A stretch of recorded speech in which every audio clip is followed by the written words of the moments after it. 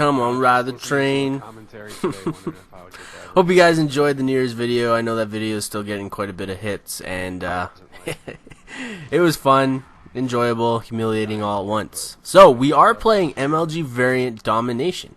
This game is a lot of fun, and I'm so happy to get back into the competitiveness and get back into the scene, start playing scrims, start playing in chat rooms that are scrims and all that good stuff.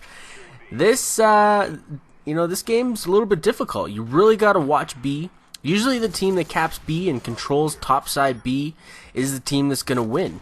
Once a team starts to realize that their points are going down compared to the other team, that they're losing position, they're going to start making some mistakes. They're going to start rushing around aimlessly, and that's where you kind of take advantage and monopolize on the fact that they're just going to be running around a lot.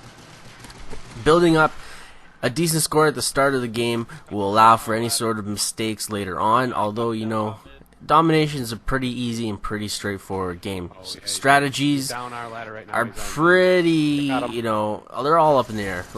Different teams will go for a lot of different things. Lots of teams like to go for triple caps now. I'm not sure why, but I prefer the non-greedy, just capture 2 to win it, and just hold down the 2 spots for as long as you can. Let them have A. Control their spawn for as long as you can. And, get with your teammates to make sure that nobody's pushing spawn. Right here, we set up for the spawn trap. We're not able to hold it down. This is the first time I play with these guys, so, communication and all that stuff is going to be a little bit subpar. So we're not able to, set up in a perfect spawn trap, but I think we are all under the realization that we know where they're spawning. Backside green, we're waiting for them to respawn, but then, bam, we flip spawns. One guy gets passed over into warehouse building, and you're going to see he presses the button, and he closes the B gate. And I thought he was up on top button, but he was not there. They closed the gate. One jumped in on B. We're in a bad position. I really should have picked that up when I didn't see that he was at top button. It should have clicked that he was in control room. I should have automatically turned around and went to C. You can't always be perfect. It's a live and learn situation. I'm not perfect by any means. I never said it was, but fortunately, I was able to get a teammate to pick it up. Our respawns were great. We're still able to hold down C and continuously push for B. We do want to open that gate back up. Defending B is a lot easier if you can get that gate up so that the nades can be thrown in and you can jump down when need be. Once I see that their whole team pushed to C, I'm just going to immediately flow over to A side and pick up A, just to avoid any point loss. This is all about gaining points on the board, as many as possible in the time allowed.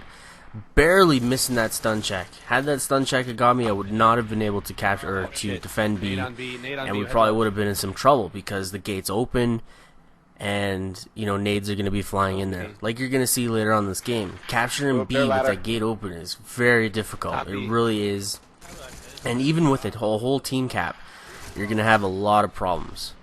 Crispy blows, good shot coming in underneath that, or coming in from top B, and he does a good job of, knowing the locations of the possible spots to counter. So he jumps in, counters me a couple times, I guess, during this game. So good job on him. And right here, kind of caught a break, got the nade check, got a little bit of a damage. And so I knew he was going to be, once again, I was not able to pick up the double kill on B. It's kind of difficult. I'm not going to blame the 2-3 bar connection, but it doesn't help. I get a lot of hit markers. I really do. I get more hit markers than a lot of people realize, and it does get a little bit frustrating, but it's all about moving past it. Things you got to think about in the game chat itself. Never start complaining in the game about your connection. Leave that out. The only things that should be communicated during the game is where the enemy is, where you're moving to, and where should we cap next, or where should we defend next. Right here, perfect example of a two-man fly cap team. It was working out really great. I left Licks to the right, to the far left. I was on the far right, kind of avoiding any sort of nade tosses. And once he went down, I moved back on. And this is kind of what I was talking about in a dual comm that I recently did, that two-man teams are almost necessary for any flag cap that's high priority. You're not going to have the time to sit down with one guy on B. You're never going to cap B with one person. It's just not possible. You're going to get naded, you're going to get checked, and people are going to drop down and just own you. You know, you got to watch for it. Horrible spawn right there. Why would that guy spawn right there? I don't know. But get back on topic. 2 guys, cap and B. Mandatory. Got to have it. And if you do get B taken, try the first couple times with the doors open. If you're having a lot of trouble, close those doors, and you will definitely have a better chance at it. The nades are not going to come from overhead. You're going to be able to defend your positions a lot better through main corridor and through side ladder buildings, or through side ladder drop downs. You know, their side, our side, both works. So things, you know, things to always think about. And I do get team killed there, but accidents happen. I'ma forgive him. If there was Halo, I'd back that motherfucker out the game. Nah, just kidding. So, B's not working good. What's my next move?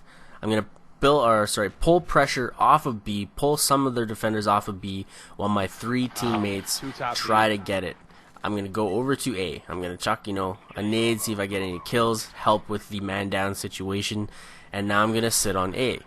You know, we are losing points to the enemy. They are catching up slowly. 1:35 left. If they were to cap 2, they would still win the game. So you got to be careful. And we do pick up 2 flags. Got to carry 2 flags at all times. You know, like I said, don't get greedy. You know, 3 caps obviously didn't work out for us when we did do it. It, you know, led to the downfall of B. Frank Nitty with a dirty 3-piece with a nade and a follow-up 2-piece with a gun. Great position on him, his part right there. Lightweight Pro. I was asked the other day by RA Noob why I wouldn't use Scavenger in a situation like this, you know, to be able to pick up a nade and to continuously defend a flag by, you know, just killing a player and then picking up a nade, throwing it, you know, doing it over again. And, you know, my answer to this was, in any sort of competitive gameplay, you're really not going to be alive long enough to utilize Scavenger. You're really not. If you're you know, being able to stay alive for 5-10 kills at a time, you're obviously not playing a decent team, and you're going to win anyways, regardless of, you know, your ammo situation. So lightweight will allow you to transition from place to place, like I said in my class video, a lot better. You know, you're going to be able to make some ground up quicker and be in control of, you know, map control for longer. So things to doodle your mind with. Thanks for checking out the video. This is some more MLG variant. Hope you enjoyed it. Not too bad of a score. 5 caps, 2 defends. You know, always playing that objective. Anyways, I will try to drop another video out later. But if not, take care. I'll see you guys tomorrow.